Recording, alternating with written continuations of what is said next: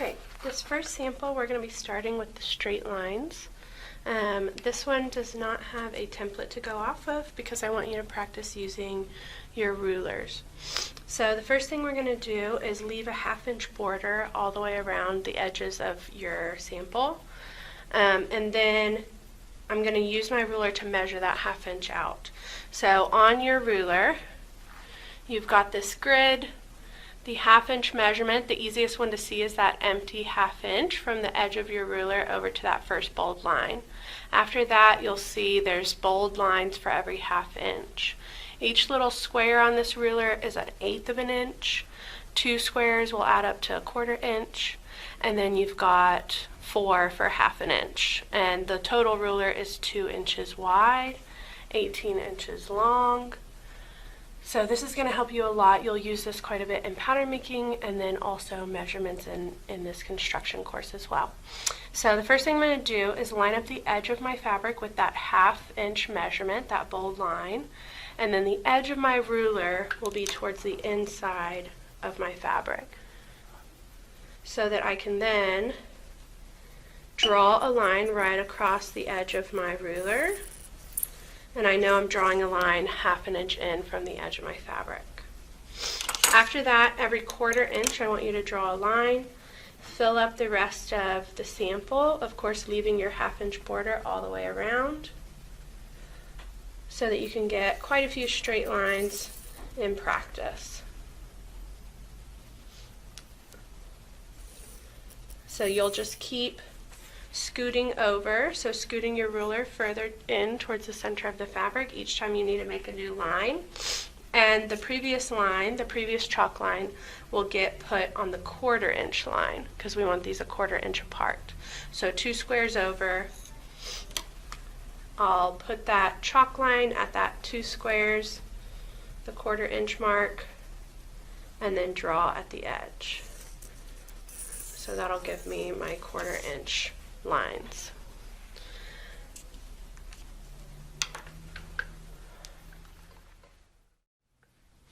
Okay, once we've got our full sample filled with lines to stitch, we're going to get started on the machine. So the first thing I gotta do is pin. I have 2 layers of fabric. You always want to be stitching through a minimum of 2 layers of fabric. That's what these machines are calibrated for. At times we will stitch through more than 2, but we always want to have at least 2.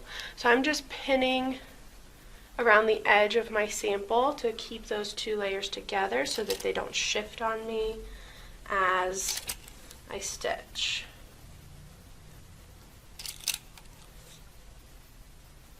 And as you pin, you want to go in and out of the fabric, and I'm going parallel to the not circumference, but the outside edges of my rectangle. That's just going to hold it together, the best method for this particular sample. Okay, and then when I get over here, we are following chalk lines for this particular sample. So my chalk lines should sit right in between the center of the 2 toes on my foot. Your standard foot has 2 toes, a left and a right, and your needle will go right in between those. So line up your needle, or line up your chalk line, with that needle and also with the center of the toes. I'm going to start right at the top of my chalk line, so my needle should be in line with the top of my chalk line. And then we always want to start with our back stitch.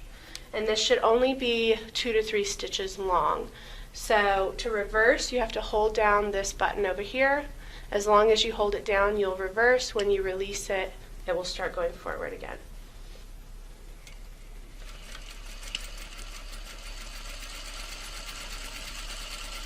So I'm watching right here at the front of my foot. I'm not watching my needle. If I do, I'm going to get dizzy from it going up and down so much. So I just need to look at the center chalk line and make sure to keep it in line with the center of my foot. And then once I get down to the end, I'll do another back stitch to secure the ends of my thread so that they don't ravel out. and then you can take off your excess thread tails. So that is one single line. I'm going to continue down my sample, stitching each line, keeping them parallel with each other and keeping them straight.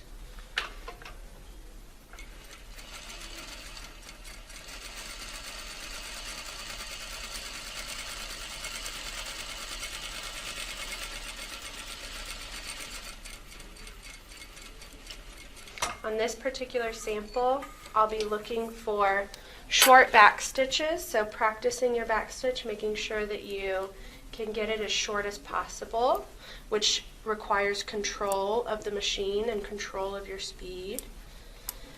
I will be looking for parallel lines that are 1/4 inch apart.